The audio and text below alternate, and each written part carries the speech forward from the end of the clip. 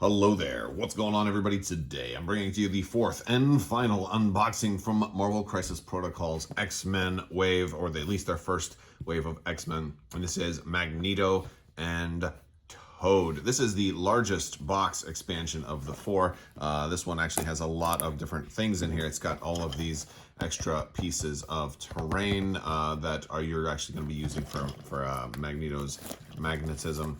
So you're going to get quite a bit of extra pieces in this set, and I'm super excited to rip this thing open and unbox it. And we're also going to put these minis together, so make sure you watch to the end of the video, because we're going to look at the sprues first, then the cards, and then we're going to go ahead and look at the minis themselves once they are all assembled. We are going to have Magneto on a medium base here, and we're going to get two medium bases with him. And we're going to have Toad and then the two terrain pieces. We're going to have four bases to choose from, and considering everybody else gets like excess bases, you really have quite a few options as far as bases are concerned. So I might take this one and then another spare one of these ones for some of the metal stuff. You know, I might do some funky shenanigans with that. We shall see. All right, let's see what we've got here. We've got, looks like Magneto's. I mean, who else has a cape this big? Maybe Lando Calrissian, but maybe not quite that big, right? Is that? Oh, that's Bautista set him into something else. And like he's got both legs are together on his sprue there.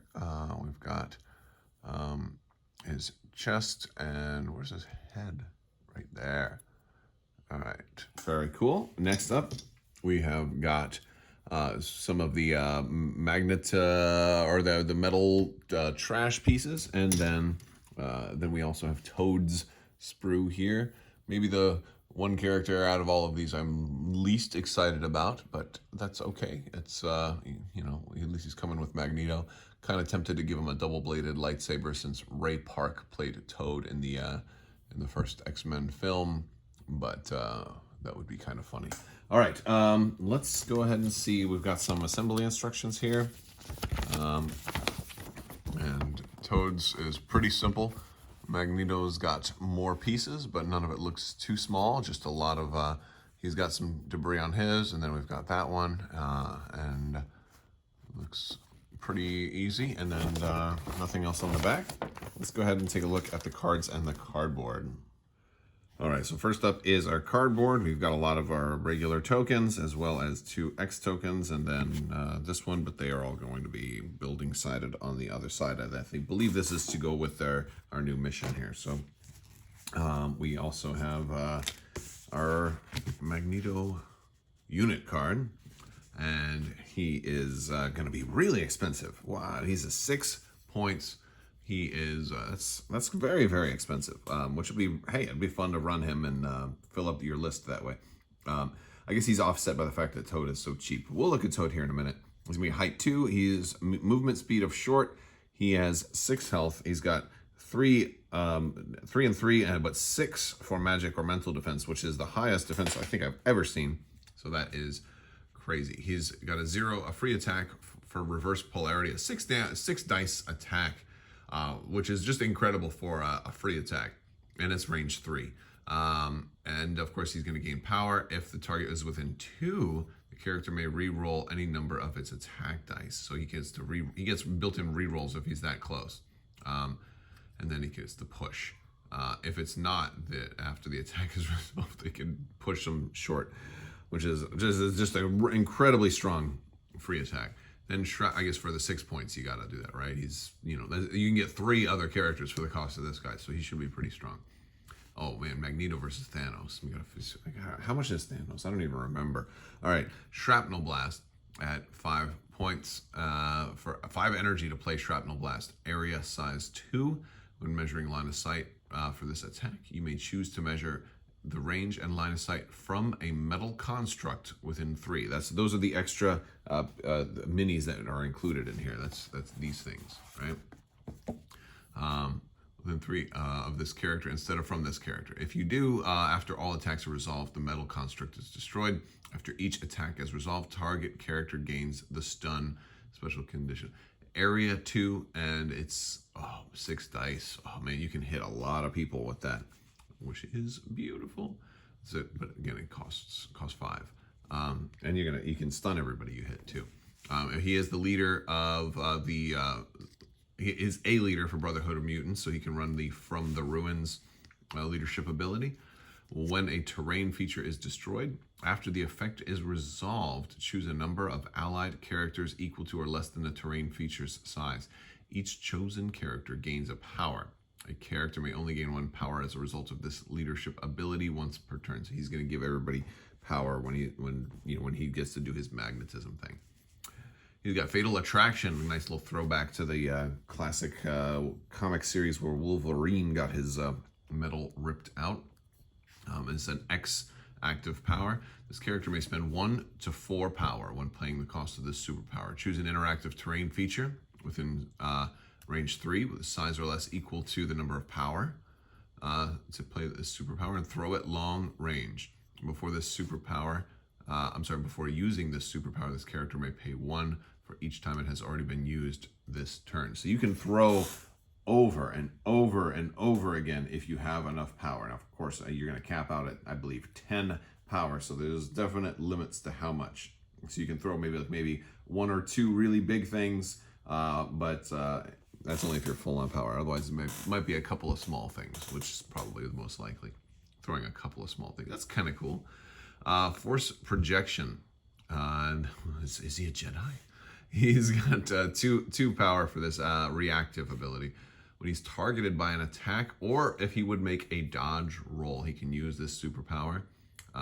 He uses his mental defense or his mystic defense to defend or dodge. The character cannot be pushed or thrown as a result of special rules of this attack or collision. So, wow, he can just say, you know what? No, I'm going to use my 6 defense against this attack. So that's his shield. That's really, really awesome. Costs him 2 power each time then.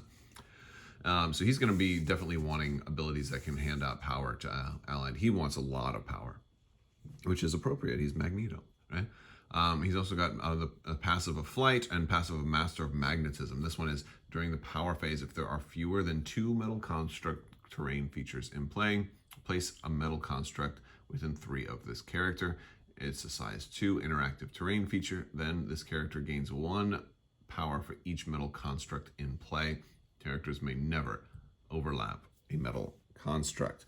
So yeah, he's got his built-in power generation, which is nice. So he's going to at least gain 2. He can potentially gain 3 power per turn. So it's almost like, that could be kind of like he's wielding infinity gems from a certain point of view, which is pretty appropriate. We flip him over. He's still going to have Fatal Attraction, Force Projection, Magnetism, and Flight. So I don't see a whole lot of change. He's going to have 8 health as opposed to 6. So when you take him down the first time, he's much harder to kill the second time around. That's very cool. All right, let's look at Toad, who is going to be probably a lot less impressive because, hey, Toad only costs 2 points. But that is kind of cool to have 2-point characters. 2-point characters are always nice because they can fit into a lot of armies when they give you a whole activation for only 2 points. He's medium, 2 height, 5 health, 3/3/3. He's got a free Tongue Lash, which is range 3, 4 dice, and it can push. And it's normally dealing, you're going to gain power from that one. And he can Spit Acid for 2 points. This is also close range, only distance 2, but it is 5 dice. They're going to gain the Incinerate special condition. So even if they don't take damage, they still gain Incinerate automatically. He's got a lot of stuff. He's got a lot of abilities for a cheaper character, right? He's got Finders Keepers, which is 2 cost. It's an action. When choose an allied character within 2 of this character. Move 1 asset or civilian token the chosen character is holding to this character. This character is now holding that token. It may not hold more tokens than the crisis specifies. So he can just stick his tongue out and steal somebody's shard fragment or briefcase or whatever. So that's actually really good. They have to be close though, right? And he might be dead if he gets that close to some people. He can hop, which is 2, which is just place them within 2 of their current position. That's just a nice little extra movement.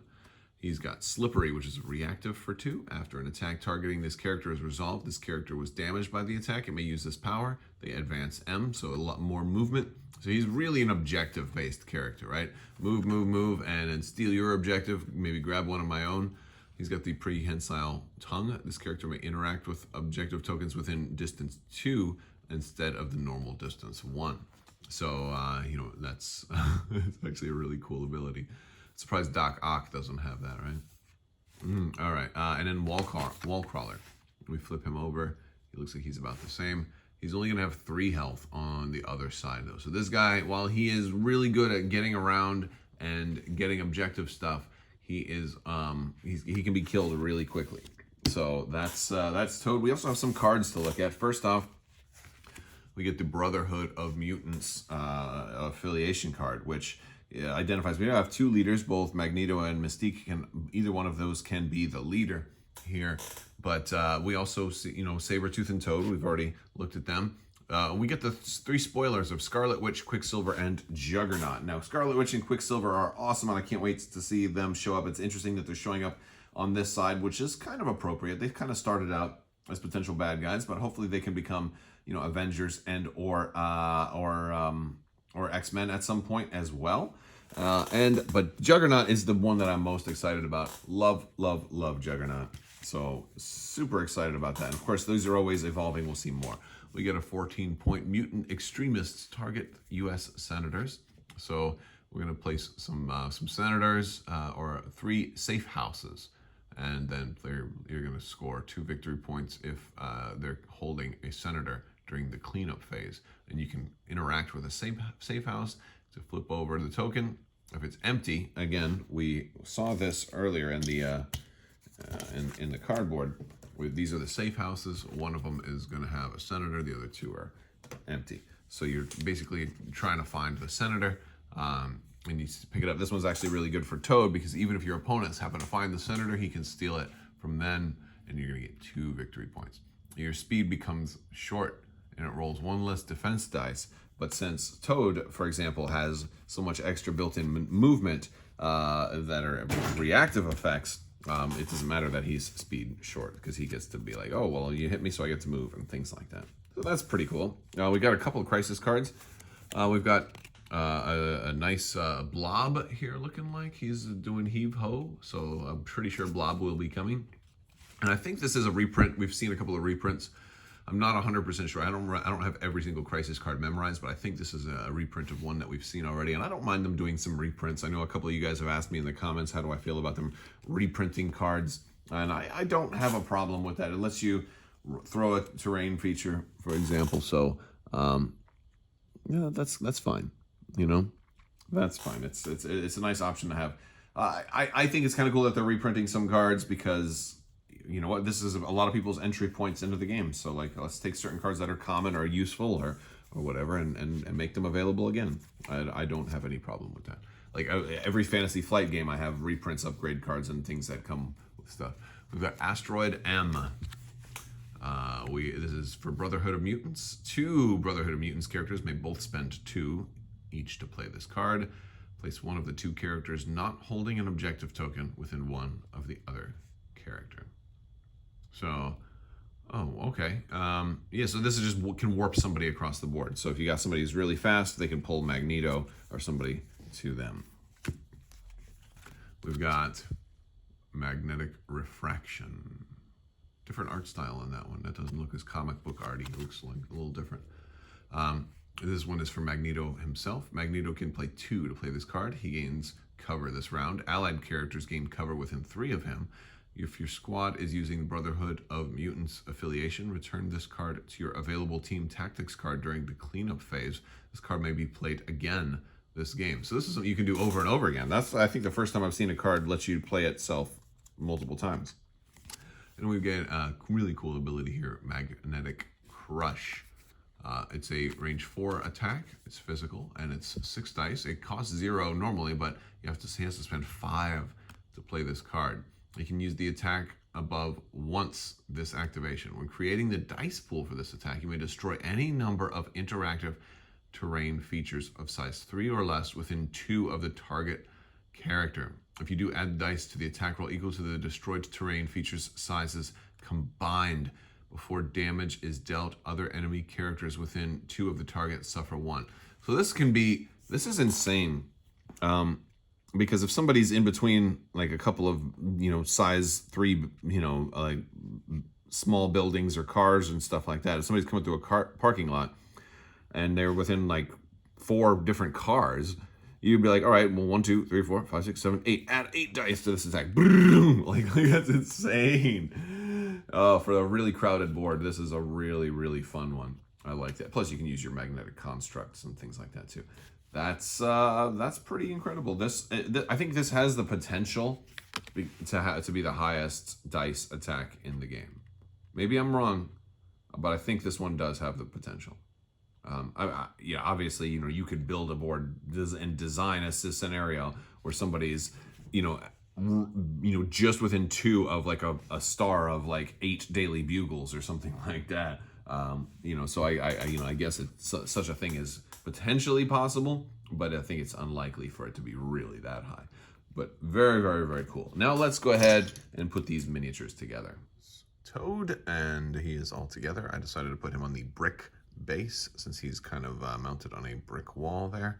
I will point out that some of his little hand-hold flare pieces looked very much like the parts that you're going to clip off on the sprue, so be really careful where you're clipping off him on the sprue, because like some of the hand-hold little flare pieces and are easy to clip off thinking that they're those sprue attachments. And next up is Magneto, and he is pretty incredible too. It was a little unclear exactly how this little piece here attached to the back, because it's only shown from like this kind of point of view, so I just kind of went like that, and you know what, I figure that's probably good enough. So some people may have done it differently. I think you have actually a lot of flexibility on how you want to mount this back little scaffolding piece on there, but he's a great sculpt, looks really good. And that's gonna do it. I mean, I've got more stuff I can probably do, but like that's just scrap metal, so I wanted to really just show you guys the minis, because those are the main important pieces. And that's going to do it for this video. I want to thank you guys so much for hanging out with me. Make sure you click that subscribe button, leave a comment that'll enter you to win that $25 Amazon gift card, and stay tuned for more news coming soon on the 12 Days of Life Day. That's going to be running in December. Again, you just have to be a subscriber and leave a comment for that. I want to thank you guys so much. Also, big thanks to my patrons. You guys are absolutely amazing. If you're interested in supporting the channel either through Patreon or merch or whatever, click the additional links in the video description. You can find that down below the video. If you click see more or get more information, you can see all the links to that. I want to thank you so much, and as always, have a great day.